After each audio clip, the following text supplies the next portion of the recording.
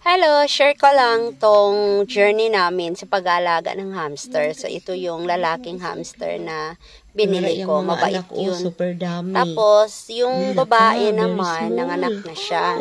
Tapos sabi, nung nanood ako ng mga video, bawal pala talaga hawakan kung kakapanganak lang. Kasi kakainin daw ng mama hamster. Ito, hindi ko naman hinawakan masyado.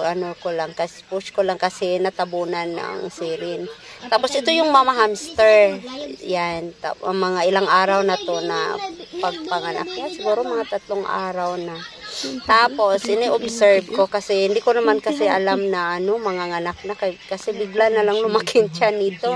Tapos, wala pang buwan sa amin. Siguro naisip ko na baka buntis na ito nung nabili namin. So, tapos yung lalaki na hamster, yung brown, hindi yun ang tatay ng mga hamster na ito. Kasi parang iba, wala ding nagmana sa kanya. Mabait kasi yun. Tapos, marami siyang anak. Ito lahat yung anak niya.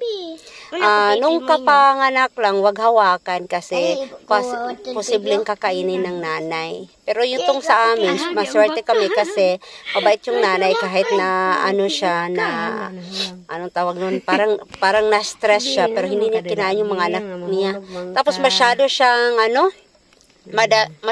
overprotective kaya kinakagat niya kami. Sa tuwing lalapit kami, ito yung lalaking hamster na ilagaan din namin. Akala ko ito yung tatay. Pero nagtaka ko kasi wala pang 1 month, nanganak na yung babae. Naisip ko baka hindi nga ito, buntis na siguro nung nakuha namin. Tapos ito, masyadong mabait to, hindi talaga nangangagat. Ang bait-bait talaga. Gusto ko to.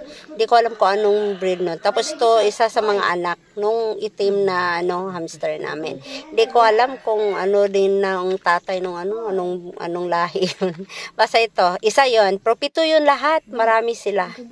Ang dami-dami. Tapos ito, nagbabat sila. Yung buhangin kanina na ipakita ko. Ito, binili ko to sa TikTok para mag-bath sila kasi di pwedeng liguin. Yun lang.